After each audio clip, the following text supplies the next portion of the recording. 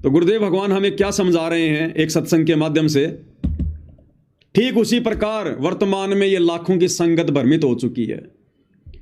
जिस प्रकार से श्री ब्रह्मा जी की उस क्रिया को देखकर उसके वंशज भ्रमित हो गए, ब्राह्मण भ्रमित हो गए, और फिर उन ब्राह्मणों को देखकर बाकी समाज भ्रमित हो गया।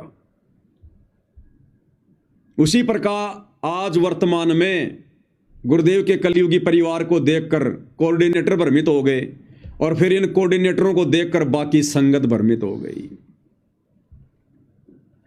अब गुरुदेव भगवान हमें क्या समझा रहे हैं इस सत्संग में? इस सत्संग में गुरुदेव भगवान हमें कह रहे हैं कि जब ब्रह्मा जी उत्पन्न हुआ कमल के फूल पर, उसके बाद समुद्र मंथन में ब्रह्मा जी को चारों वेद दिए गए। ब्रह्मा जी ने चारों वेदों को पढ़ा, और चारों वेदों को पढ़कर ब्रह्मा जी ने एक ओम मंत्र सेलेक्ट कर लिया। बिल्कुल सही था, क्योंकि वेदों के अनुसार ओम मंत्र ही सत्य है। वेदों में केवल काल तक की साधना का वर्णन है, ओम नाम ही है। अब इस ब्रह्मा जी ने ओम नाम तो ले लिया वेदों से, और उसके बाद इसको आकाशवाणी हुई काल की कि तप करो तप करो, तपो तपो कर वाक्य सुनाया, लोक रचो बल मेरी माया।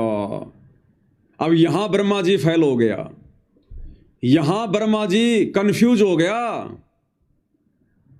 और ब्रह्मा जी ने उस आकाशवाणी को परमात्मा की आकाशवाणी समझकर तप भी करना शुरू कर दिया।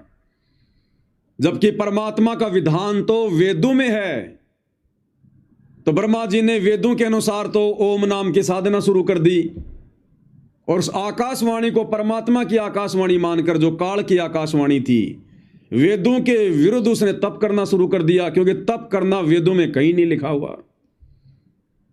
अब ब्रह्मा जी की इस क्रिया को देखकर उसके वंशजों ने, मनु आदि ने यही प्रक्रिया करनी शुरू कर दी, और उन ब्राह्मणों को देखकर फिर आम समाज के लोगों ने शुरू कर दी।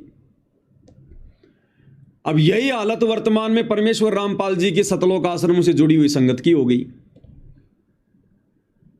हम सभी भगत भाई बहनों ने शास्त्र अनुकूल शत भक्ति परमेश्वर रामपाल जी के सत्संगों से करनी शुरू कर दी।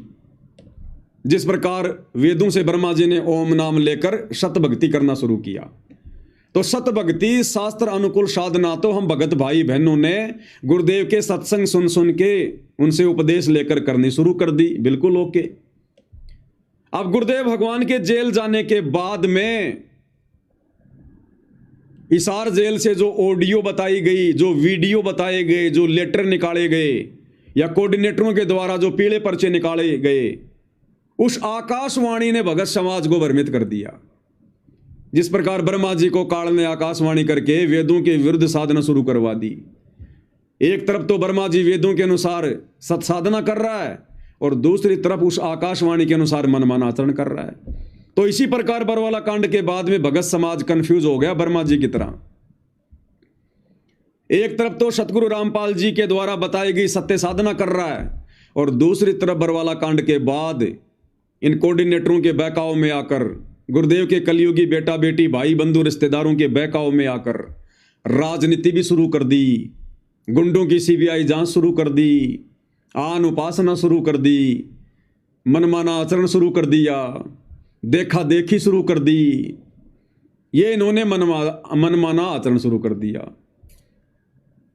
तो आज इस बेचारी नादान संगत की स्थिति ब्रह्मा जी की जैसी होगी, ब्रह्मा जी की जैसी। एक तरफ तो वेदों के अनुसार सत्साधना, एक तरफ तो गुरुदेव के सत्संगों के अनुसार सत्साधना, दूसरी तरफ काल की आकाशवाणी को परमात्मा की आकाशवाणी मान के मनमाना आचरण तप करना। तो दूसरी तरफ बरवाला कांड के बाद गुरुदेव के कलयुगी परिवार के पीले पर्चों के अनुसार नकली ऑडियो वीडियो जो एआई से बनाई जाती है उनके अनुसार राजनीति करना, गुंडों की सीबीआई जांच, स्टेडियम बनाना, आश्रम में हॉस्पिटल बनाना, दुनिया भर का आश्रम में पाखंड शुरू कर देना, आन उपासना करना, भंडारे लगाना, परशुराम की जयंती में जाना, ये शुरू कर दिया संगत ने। तो इस